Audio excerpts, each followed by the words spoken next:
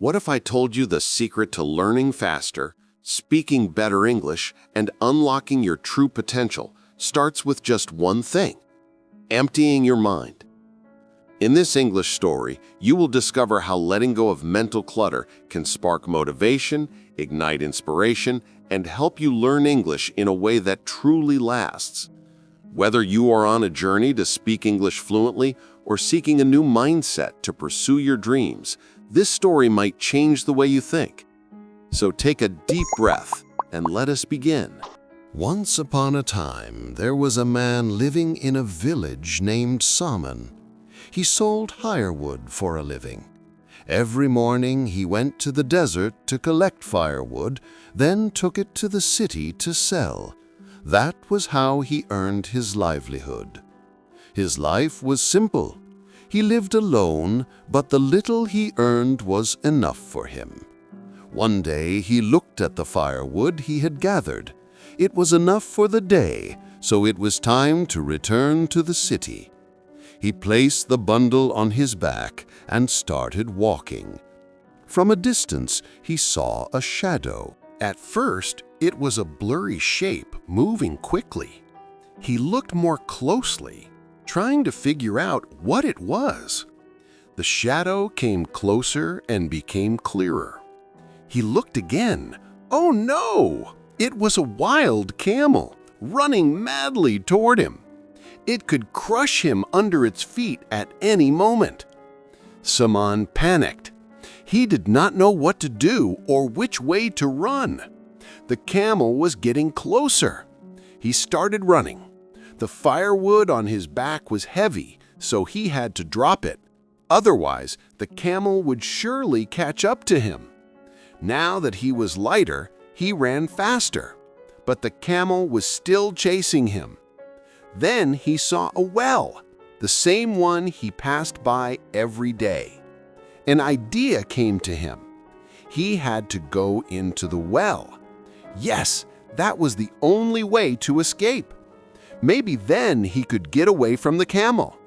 After that, he could climb out, pick up his firewood, and go to the city. He reached the well. 2 branches grew from its edge. He grabbed them and lowered himself down.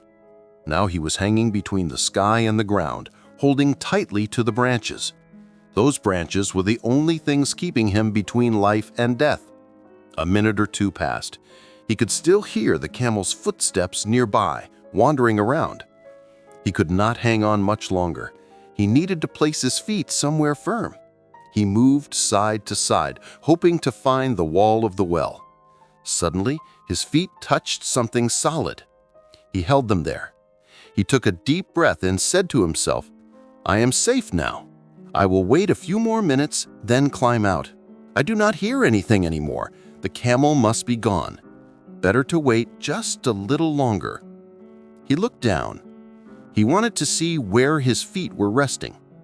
The well was dark, and he could not see anything. Slowly, his eyes adjusted to the darkness.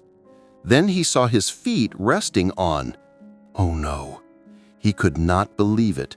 4 snake heads had emerged from holes in the wall of the well, and his feet were placed right on top of them. If he moved his feet even for a moment, the snakes would strike and turn him into a dry, lifeless body. Fear surged through him. He nearly lost his balance. His hands trembled. He looked down into the well. He did not know how deep it was.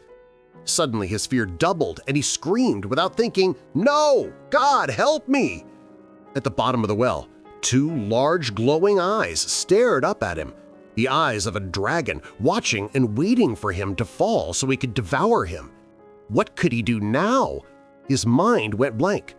Thankfully, the branches were strong and held him up. He looked up. Oh no!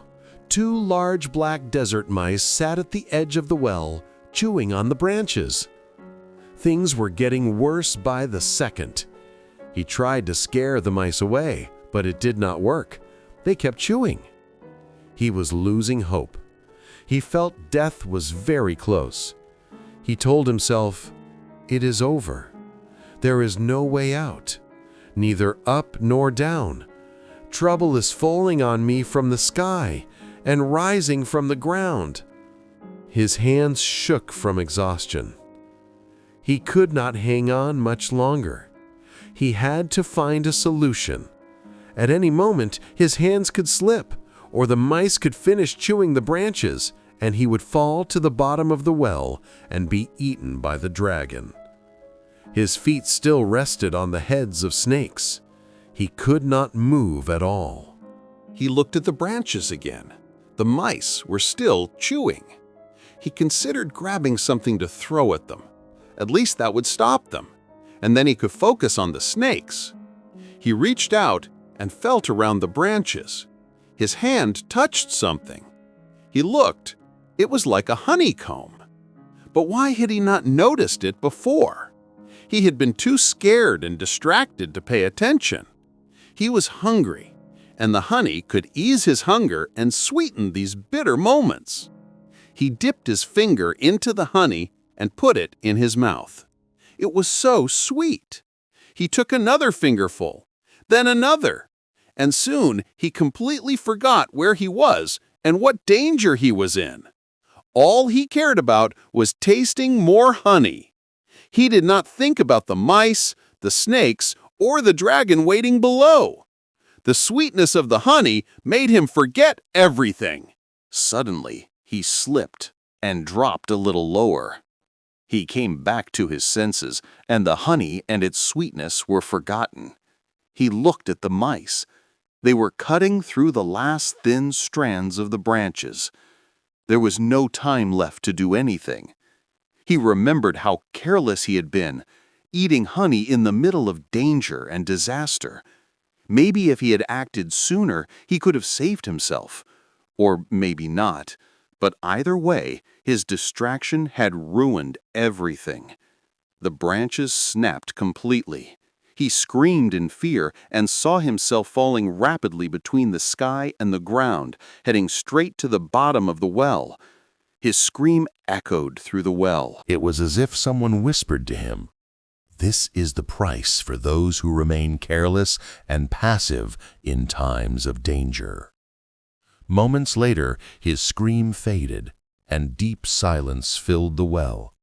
It was as if nothing had happened, and no one had ever hung from those branches. The snakes, now free from his feet, crawled back into their holes. Above, outside the well, there was nothing. No mice, no camel. Only the wood bundles of the woodcutter, scattered by the wind. Thank you for watching. If you liked this video, please subscribe to our channel and share it with your friends. We will meet again with a new story and a new lesson and a new hope.